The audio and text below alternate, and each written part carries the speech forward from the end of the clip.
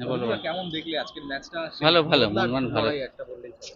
গোলটা মোহনবাগান করেছে ভালো গোল কামিংসের গোলটা অসাধারণ গোল ভালো খেলেছে মোহনবাগান ঠিক কোন জায়গাটা বুঝতে তুমি যে একটু মোহনবাগান সব স্ট্রাইকারকে নামালে যখন তখনই মনে হয় যে ম্যাচটা জিতবে অল আউট কোচের একটা চেষ্টা আছে ভালো খেলেছে মোহনবাগান যখন সেই কামিন্সের পা থেকেই গোল দেখা গেছে।